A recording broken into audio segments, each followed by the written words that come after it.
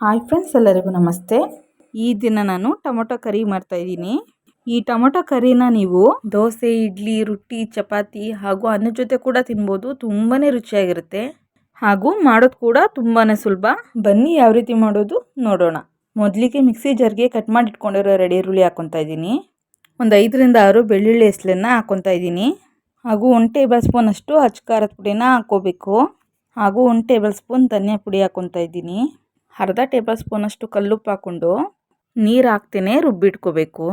ಹಾಗೂ ತವಾಗೆ 2 table spoon ಅಷ್ಟು oil ಹಾಕ್ಕೊತಾ ಇದ್ದೀನಿ.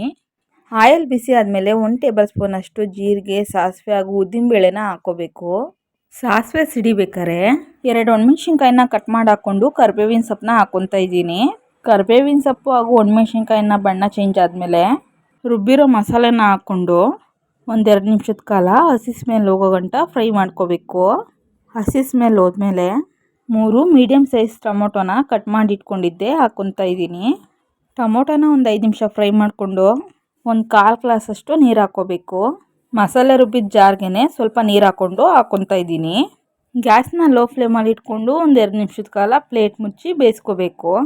ಬೇಯಿಸ್ಕೊಂಡಾದ್ಮೇಲೆ ಕೊತ್ತಂಬರಿ ಸೊಪ್ಪನ್ನ ಸಣ್ಣದಾಗಿ ಕಟ್ ಮಾಡಿಕೊಂಡು ಹಾಕ್ಕೊಂಡ್ರೆ ಟೊಮೊಟೊ ಕರಿ ರೆಡಿ ಆಗುತ್ತೆ. ಈ ವಿಧಾನದಲ್ಲಿ ಮಾಡ್ಕೊಳ್ಳೋದ್ರಿಂದ ಈ ರೆಸಿಪಿ ತುಂಬಾ ರುಚಿಯಾಗುತ್ತೆ.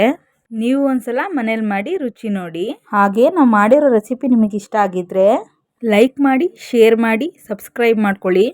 ಹಾಗೆ ಪಕ್ಕದಲ್ಲೇ ಇರೋ ಬೆಲ್ ಐಕನ್ ಕ್ಲಿಕ್ ಮಾಡಿ. ಈಗ ಮಾಡೋದ್ರಿಂದ ನಾವು ಮಾಡೋ ಪ್ರತಿಯೊಂದು ವಿಡಿಯೋನೂ ನಿಮಗೆ ನೋಟಿಫಿಕೇಷನಲ್ಲಿ ಬರುತ್ತೆ. Thank you for watching. Bye.